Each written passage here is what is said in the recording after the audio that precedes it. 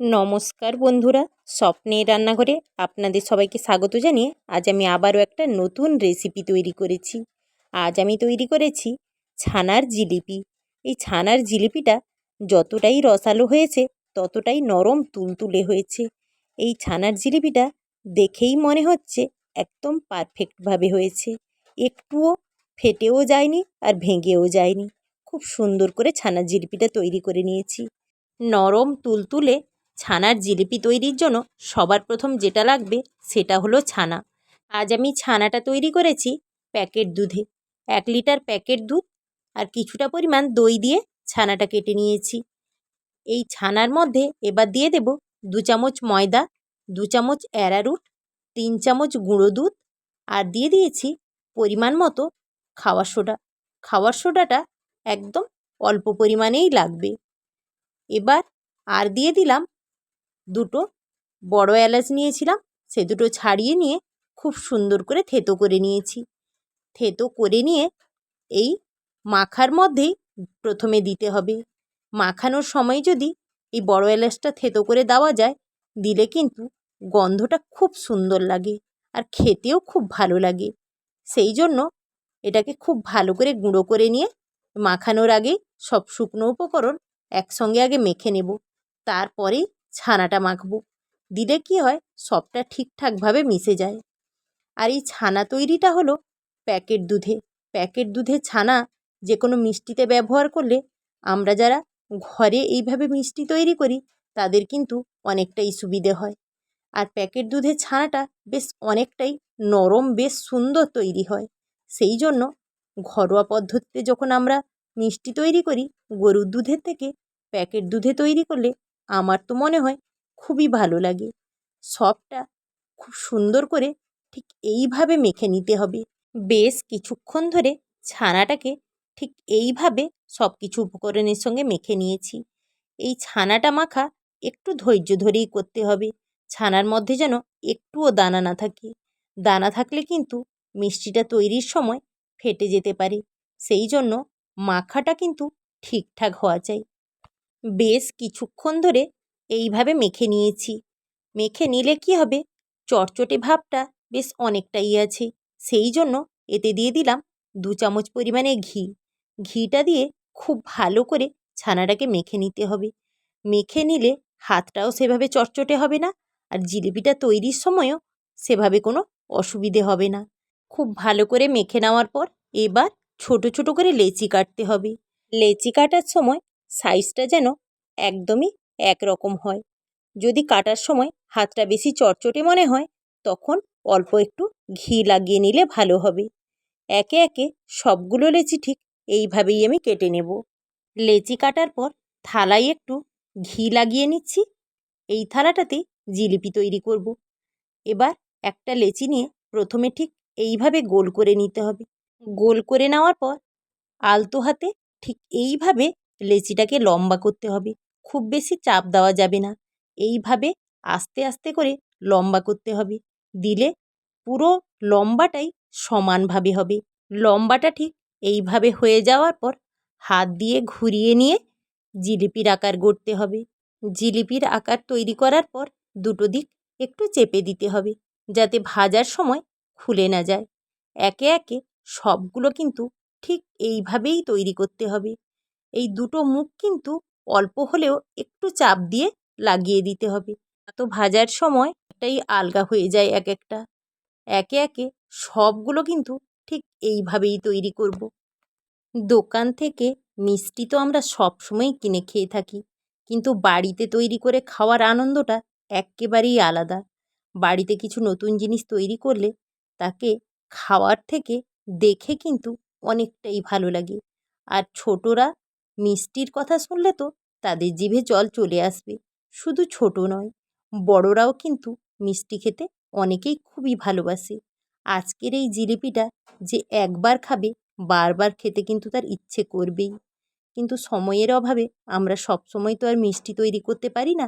সেই জন্য একবার হলেও বাড়িতে ঠিক এইভাবে তৈরি করেই দেখে নেওয়া যাক কতটা সুন্দর, সুস্বাদু, নরম তুলতুলে ছানার জিলিপি তৈরি করতে পারা যায়। একে একে সবগুলো জিলিপি ঠিক এইভাবে তৈরি করে নিয়েছি। এবার একটা জিলিপি দেখে নেওয়া যাক খুব সুন্দরভাবে তৈরি হয়েছে কিনা। উপরের এই গাটা একটুও ফেটে যায়নি, আর এই প্যাঁচটা দেওয়ার সময়ও একটুও ভাঙেনি। খুব সুন্দরভাবে তৈরি হয়ে গেছে। প্রথমেই আমি জিলিপির রস তৈরি করব। জিলিপির রস তৈরির জন্য গ্যাস অন করে একটা কড়াই বসিয়ে দিলাম। কড়াইয়ের মধ্যে দিয়ে দিলাম 1 বাটি জল, 1.5 বাটি চিনি। জিলিপির রসটা একটু হলেও ঘন হয়, খুব বেশি পাতলা হয় না। সেই জন্য আমি এই রসটা খুব তাড়াতাড়ি তৈরি করব বলে তাতে দিয়ে দিলাম 1.5 বাটি চিনি আর 1 বাটি জল। এই হলে একটু কম সময় লাগে রসটা তৈরি হতে। খুব সুন্দর করে নাড়াচাড়া করে প্রথমে এই রসটা তৈরি করে নিতে হবে। বেশ কিছুক্ষণ ধরে ফুটিয়ে নিয়েছি। এবারে চিনি রসের ঘনত্বটা ঠিক এইভাবে হবে। এই রসটা নামিয়ে কিছুটা হলেও ঠান্ডা করে নেব। এবার ওই গ্যাসের মধ্যেই বসিয়ে দিলাম একটা ফ্রাই প্যান। ফ্রাই প্যানের মধ্যে দিয়ে দেব পরিমাণ মতো সাদা তেল। সাদা তেলটা দিয়ে দিচ্ছি 1 বাটি, আর দিয়ে দিলাম কিছুটা পরিমাণ ডালডা। যে কোনো মিষ্টির দোকানে মিষ্টি তৈরির সময় কিন্তু ডালডাটাই লাগে। সেই জন্য আমি এতে পুরোটা পরিমাণ ডালডা না দিলেও কিছুটা পরিমাণ ডালডা দিয়েছি। এতে স্বাদ গন্ধ কিন্তু দুটোই সুন্দর থাকে। গ্যাসের ফ্লেম একদম কমিয়ে রেখেছি। ডালডাটা গলে যেতে যতটা তাপ লাগে ততটাই তাপ হয়েছে তেলের। একদম হালকা গরম। এই জিলিপিগুলো ছাড়লেই বোঝা যাচ্ছে যে তেলটা খুব বেশি গরম হয়নি। এই অবস্থায় জিলিপিটা ছাড়লে ফুলে কিন্তু খুব সুন্দরভাবে। খুব বেশি তাপে যদি জিলিপিগুলো ছেড়ে দেওয়া হয় সেটা ঠিকঠাকভাবে ফুলতে চায় না, আর চট করে লাল হয়ে যায়।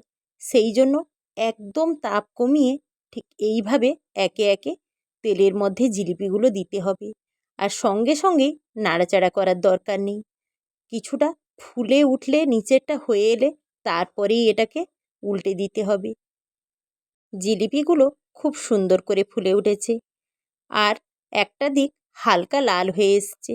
এবার এই অবস্থায় একে একে জিলিপিগুলো উল্টে দিতে হবে। দিলে খুব সুন্দর করে দুটো দিক লাল লাল হবে। এইভাবে নাড়াচাড়া করে এপিড ওপিড ওলট পালট করে জিলিপিগুলো ভেজে নেব। ছানার এই জিলিপিগুলো ভাজার জন্য এখনও কিন্তু গ্যাসের ফ্লেম সেই কমানো আছে। খুব বেশি তাপ প্রয়োজন হয় না। এইভাবে ওলট পালট করে কিছুটা সময় নিয়ে ভাজতে হবে। চট করে যদি তাপ বাড়িয়ে দেওয়া যায় সেটা তো লাল পড়ে যাবেই, আর স্বাদেও কিন্তু ততটা সুস্বাদু হবে না, আর সেভাবেও ফুলবে না। সেই জন্য আঁচ কমিয়ে এইভাবেই ভেজে নেব। ভাজাটা খুব সুন্দর করে হয়ে গেছে। এবার একে একে তেল ঝরিয়ে নিয়ে তুলে নেব। দিয়ে মিষ্টির রসটা বেশ অনেকটাই ঠান্ডা হয়ে গেছে। এবার এর থেকে তুলে নেওয়ার পর এই জিলিপিগুলো মিষ্টির রসের মধ্যে দিয়ে দেব। অল্প একটু নাড়াচাড়া করে দিতে হবে যাতে মিষ্টির রসটা খুব সুন্দর করে ঢুকে যায়। এইভাবে নাড়াচাড়া করে নেওয়ার পর এবার আমি আবারও যে বাদবাকি জিলিপিগুলো ছিল সেই বাদবাকি জিলিপিগুলো একইভাবে ভেজে নিয়ে এই রসের মধ্যেই দিয়ে রেখে দেব বেশ কয়েক ঘন্টার জন্য।